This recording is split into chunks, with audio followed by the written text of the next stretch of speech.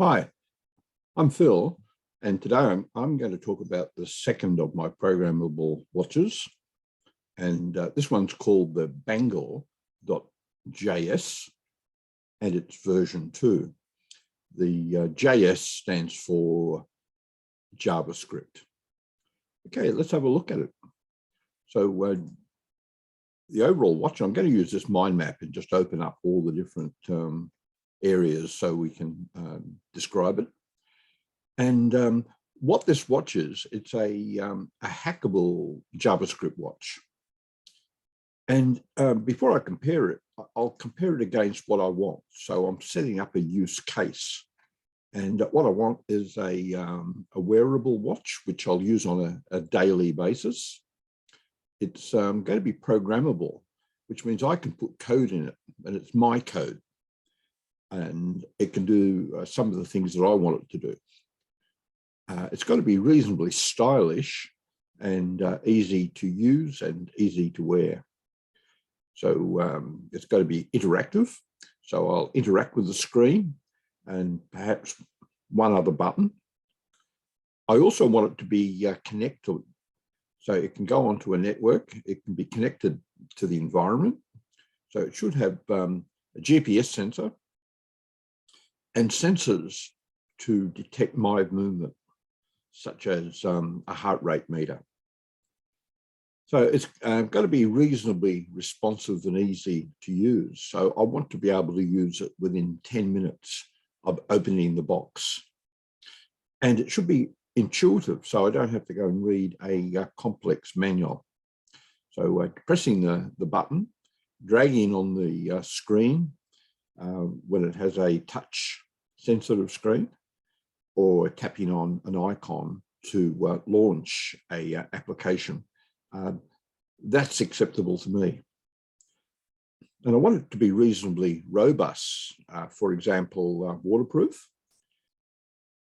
And this particular watch was created by Gordon Williams. And he actually created a whole platform based on JavaScript, which we'll describe later on. It's not the first. There's been quite a number of other versions. This one is version 4. So you can see that it follows on from these previous versions. And for the price, I spent just under $90, and I got it from America, from a company called Adafruit. So the applications, I want it to set the time, tell the time, set the alarms, and be an exercise tracker, including tracking wherever I've been using GPS. So for the hardware specs, we'll just have a very quick look at what this watch can do. And it is waterproof, although I haven't tested it underwater, and I certainly don't want to do that. So it should be okay outside in a light shower. I think one of the interesting things is it has a CPU based on the Nordic NRF52840. And what's interesting about that is that it's almost the same processor as the microbit computer. And it's based on two things. One is Bluetooth, but it also has power management to the extent that it uses very little power. And that should help with the minimizing the battery consumption. So let's have a look. It's got close family members, and the close family member is definitely the microbit computer. And we'll have a look at later how they are related. The memory of this watch is 256 kilobytes, and most of that is available for your program and for variables. And that's a big increase compared to the previous version of this watch.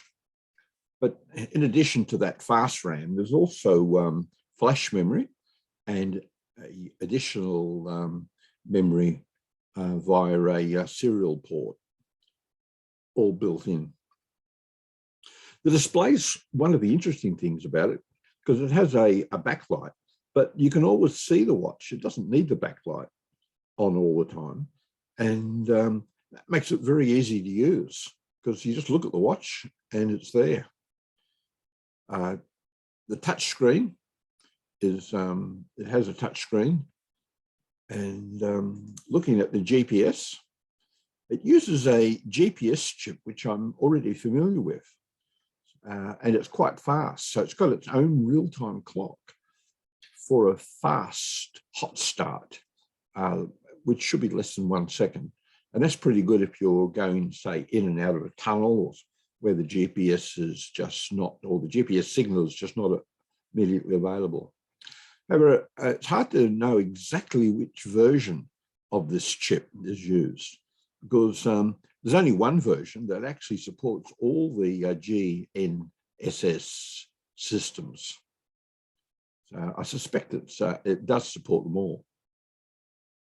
And for some of the sensors, it's got a heart rate monitor, accelerometer, and that's going to be used for the exercise routines, 3-axis magnetometer, and they say air pressure and temperature, and then they list two air pressure sensors.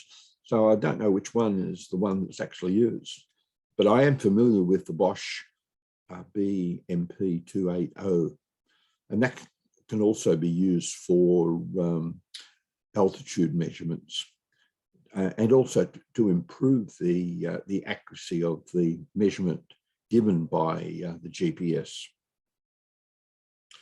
So for peripherals, it's got a vibration monitor and, of course, the liquid crystal display screen. Power consumption, I was a bit concerned about how small the battery is.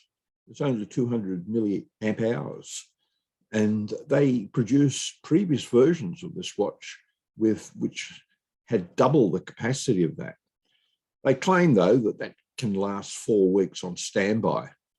And you really need to do an analysis to see what that means.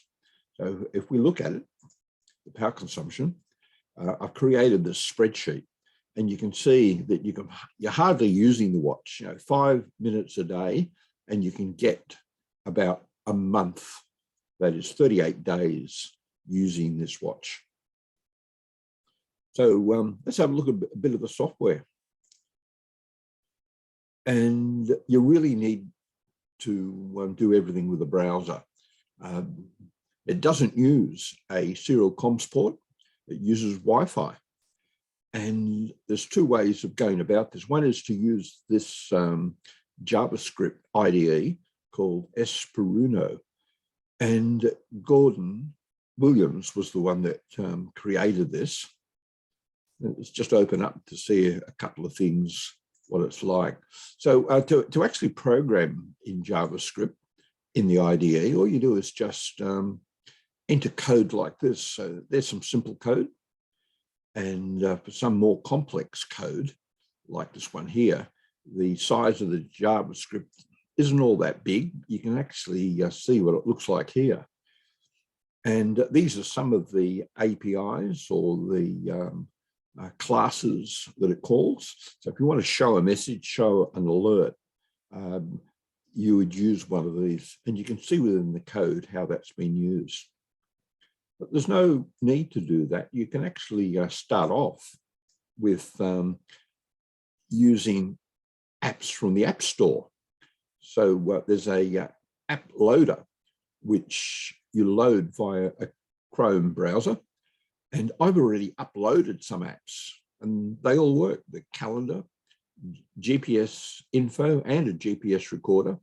I've got a grocery list, and I've got a timer.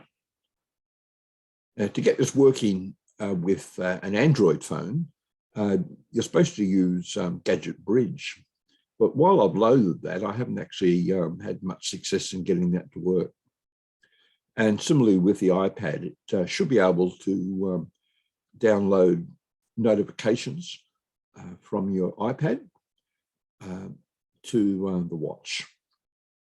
It claims that it has AI support with TensorFlow Lite, and that's built into the firmware. But I see very little on the documentation on that. So that could be an interesting area to follow up. And I've already, using the app loader, I've upgraded the firmware. So let's have a look at some of the projects that I've done. First thing I did, within 10 minutes, I was able to get everything working, which was really good. What I have tried is loading these apps, and I've been able to quite successfully set the time and date. I've tried the apps, and I've downloaded some new apps. So there's an example. You can get some graphics for your GPS, but that only extends for a short area. And after that, it doesn't give you the extended maps. So I've tested the alarms, tested the magnetometer with a compass app. I've tested the thermometer. So there must be a sensor, temperature sensor on board, but I'm not sure which one it is. I've tested the Bluetooth with both a Windows PC and a Android phone, and that works pretty well. What I haven't tested so far is the buzzer. I wasn't able to get that working, so I did set the alarm, and it's supposed to set off the buzzer, but it must be very quiet because I couldn't hear it. The apps loader, as I mentioned, I used that and downloaded the firmware. So I've explored a fair bit, and I've looked at some of the tutorials online. So it looks like there's a pretty good guide to get you going. And I've already started using the JavaScript IDE. So it's called Espruino, and it's not only a text editor, but it also uses blocky code. I'm quite familiar. This is my preference, is to use that, but I will use JavaScript directly.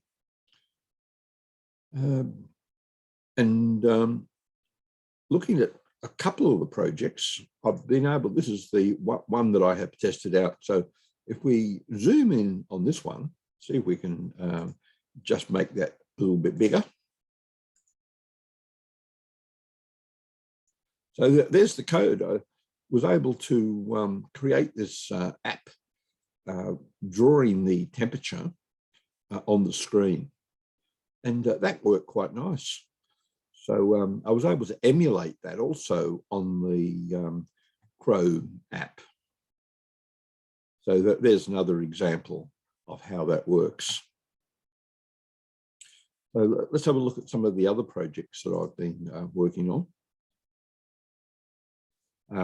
Yeah, one of the great delights was to discover how close the microbit is related to the BangleJS watch. And just to show you the degree of support there, I've already been able to create on the microbit a simple program like this. So there you are, there's just a couple of lines. And when you press the button on the microbit, using the same code and similar APIs as you would do with the watch, you can get it to work. And this is what the screen looks like on the console. So there's the simple program, and you can see that on the console, pressed is published when I press the button. So I was quite happy with that, and I've got lots of projects lined up, ready to do parallel development. That is, I'll do the same project with both microbit and also with the Bangle.JS. So I'll just wrap that one up. So you can see some of the projects I'm proposing. I would like to get the Android synchronized. I've tested these already, so that's pretty good. But one of the future projects now is ITO, Internet of Things integration. So it doesn't do this directly. So it doesn't have Wi-Fi. So I will need to create a Bluetooth bridge. And so this is where microbit can come to play. So I can communicate between the Bangle watch and microbit. Then microbit can then talk to the internet via the serial comms and node read on a PC. So that should be an interesting project for the future. And here are some of my references. And stay tuned, because I'll also give you a bit of an outline of what the watch can do. I'll just collapse this, make sure it's readable.